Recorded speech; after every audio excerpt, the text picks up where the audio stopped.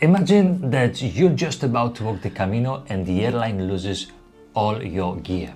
You land with your passport, your bank card, and a very stylish collection of absolutely nothing. And someone says, okay, you can start again, but you can only choose 10 pieces of gear. This year we walked the Camino de Santiago from Lisbon, and I walked from Porto, around 700 kilometers all the way to Santiago. We've tested a lot of stuff in a lot of conditions.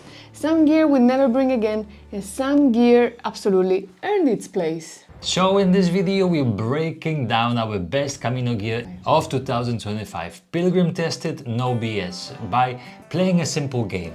If I had to start from zero today for the Camino in 2026, what 10 items would I buy first? Quick rules of the game. Rule number 1. It has to be something we've actually used walking on the Camino. Real kilometers, real sweat and real blisters. Rule number 2. Rule number 2.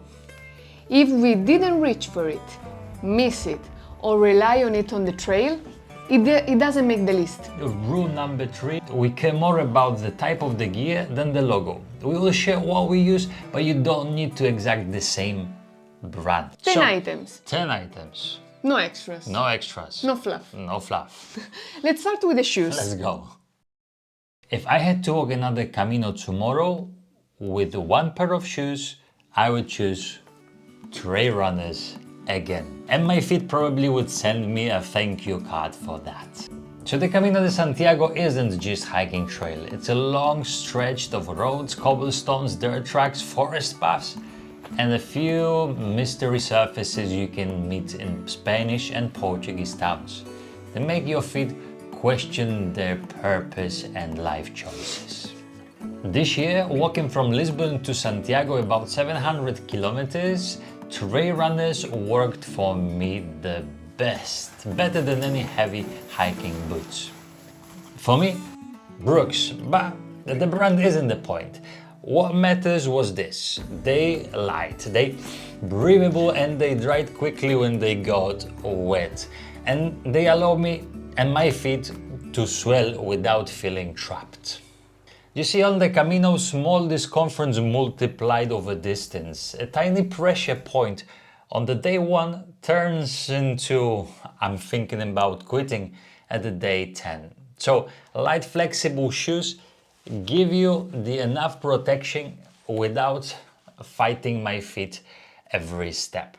So the honest answer is the well-fitted pair of trail runners and the wisdom to test them before they won, not on your way to the airport. If I'm doing a Camino in warm weather, hiking sandals aren't an extra for me. They are part of the plan from day 1 now. Hiking sandals really made it to my top 10 because they fix so many little things you only notice once you're out there. On those Camino days when the heat just keeps rising, your feet spend hours trapped in the shoes, arriving, showering and slipping into sandals so your feet can finally breathe is just heaven. It really changed the feel of your whole evening, right? That's true. And they are perfect for wandering around town at night. They also become your built-in safety net. If the main shoes ever give me trouble, too wet, a weird hot spot, something breaks, I can still walk in them the next day. So if you're walking in 2026, especially in spring and summer, hiking sandals definitely stay on my must-bring list.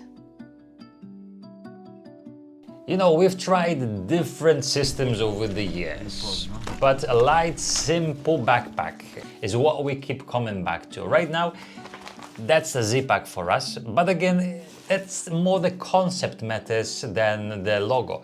Walking from Lisbon to Santiago this year taught us we don't need a giant back.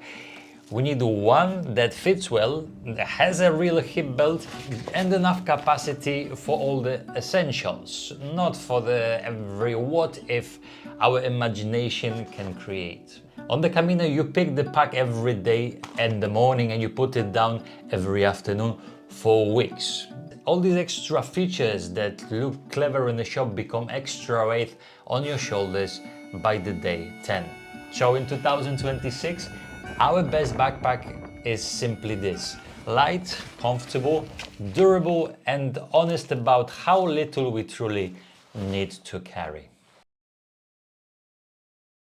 We don't really need our quilt every single night, but when we do, we are very grateful it's here. For our sleeping system, we use a light quilt instead of a traditional sleeping bag. In summer, especially in some easier routes, you might go several nights without needing it fully. But the Camino is long and the conditions really change. There are older buildings, cooler mornings, and albergues where blankets aren't available, or you simply don't feel comfortable using them. This year, walking Camino Portuguese, our quilt became more than just insulation. It was our cozy, familiar, clean, personal layer in a new bed almost every night. When we came up with this whole 10 items only game, the quilt was the one thing we let ourselves bend the rule for. Not because you use it all the time, but because on the day when warmth and comfort really matter, nothing else really replaces it. If your Camino has long exposed stages, a good sun hoodie can change how those days feel. So, you see, we didn't start our Camino journey knowing what the sun hoodie is.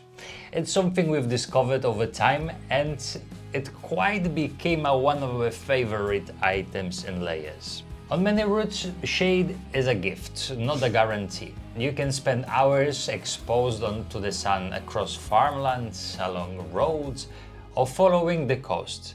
A light, breathable sun hoodie protects your neck, ears, arms, and hands without forcing you into the heavy fabrics. It lets you reduce how often you reapply sunscreen, and it keeps the sun off your skin in the way that feels calm and sustainable. So during our walk from Lisbon to Santiago, there were stages where this one piece of clothing made a difference between feeling drained by the midday and still having enough energy to enjoy where we were. So for 2026, the Camino, especially if you're sensitive or ginger for the sun, you're walking in the warmer weather, a good sun hoodie is a very smart addition. It doesn't look like much, but this tiny bag of wool has saved so many days for us. Merino wool blister guard is probably the smallest, lightest thing in your whole top 10. And somehow, it's the one we never leave behind. The Camino is repetition, step after step, day after day. Most food issues don't explode out of nowhere, they grow quietly over kilometers, day after day. The merino wool is just a simple, almost old-fashioned way to stop that from happening. You take a pinch, you wrap it around a toe or a hot spot before it becomes a proper blister. You are a living blister. The wool adds a bit of cushion, wicks away the moisture and cuts the friction exactly where your feet are starting to whisper, "Hey, something is not right." On our Camino Portuguese, the routine never changed. We arrived, we showered, washed clothes, and then really checked our feet. If something felt almost okay, but not quite, the next morning we used the wool. For a Camino in 2026, this tiny, almost invisible tool is one of the reasons we can keep walking without little problems turning into big ones. A real sun hat isn't just practical. It's the whole Camino state of being. You see, a proper sun hat is one of those pieces that's easily to underestimate on the packing list and impossible to ignore on a hot, exposed day. On the Camino, your head and face are out there for hours. The light reflects off the path, all the buildings, even of the fields. And some days the sun feels like it's coming from every possible direction at once. So, a good hat with a brim that actually shades your face and neck keeps a surprising amount of fatigue away. So, walking from Lisbon to Santiago this year, my hat became part of the ritual. Backpack on, hat on, and walk. Make it. It's a protection, but it's also a little switch into my mind that says, okay, now you've the pilgrim version of yourself. So when we look at the best Camino gear for 2026, this is a glamorous item for me. Not in the fashion week way, but in the quiet, confident way where you feel like you belong. Exactly where you are walking under the big, bright sky.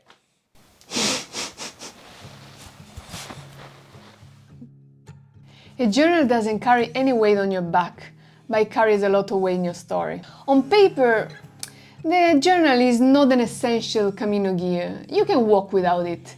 But when we imagine starting again with just 10 items, a small notebook still make our list. The Camino moves quickly. Days starts to blend with each other, another breakfast, another stage, another bed. What feels unforgettable in that moment can fade surprisingly fast once you're home.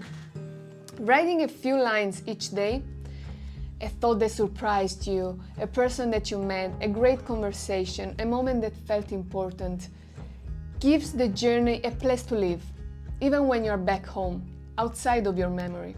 After finishing our Camino Portuguese, rereading our journal brought back details, doubts, jokes, even fears that we completely forgotten.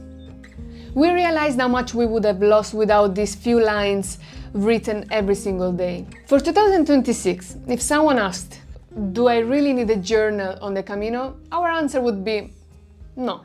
You don't need it to arrive in Santiago, but you might be very glad you had it when you look back later. You see, I see this debate everywhere. Poncho or jacket. Weather on the Camino can be quite gentle or it can switch moods in 10 minutes. When the rain really arrives, what you're wearing suddenly becomes very important. Over time, and especially walking from Lisbon to Santiago, we've ended up on Team Poncho. A good hiking poncho does three things for us. It keeps your rain out of upper body, protects your backpack at the same time, and creates that little moving tent of space where we and our gear can breathe a bit. Is it perfect in strong wind? No. You still have to manage the flapping and adjust a little. But for typical Camino rain, we love that Poncho covers everything in one move. So when you look at the best Camino gear for 2026, if it's the question of the Poncho and the rain jackets, one pick and the honest answer, for many kilometers we've tried, it's definitely Poncho. So we spend so much time talking about shoes, the backpacks, but the stuff that sits right against your skin all day matters just as much and maybe even more. Your net-to-skin layer, underwear, bras, those basic pieces you never see in photos, but quietly decide how you feel from your first day to your last. Lately I've fallen in love with these merino-based pieces. These specifically are from Brandwin, but honestly it's just the idea behind that counts. It's soft on the skin, good with sweat, amore. It's quick to dry after sink wash and way slower to hold on to the odor than straight synthetic, right? It suits you. Thank you. On the Camino, especially over many days, tiny irritation become loud. A seam in the wrong spot, fabric that never fully dries, or material that feels sticky when it's hot and you're sweating. Those things really chip away at your energy. So when we sit down and ask ourselves, out of everything we could pack for 2026, what actually matters more than we realize? This category absolutely makes the list. So, that's our list. If we lost everything and we had to start the Camino again from scratch, these are the 10 pieces of gear we would pick first. But now we're curious about you. If you had to restart your Camino, what would make your list? Share it in the comments, especially if you already walked the route. Your experience might save someone a lot of pain on their first Camino. And if you want more Camino content without the nonsense, real planning for your next walk, and the honest emotional side of the journey, Hit subscribe. Send this to a friend who's dreaming about the Camino. And we'll see you on the way. Buen Camino. En Ultrea.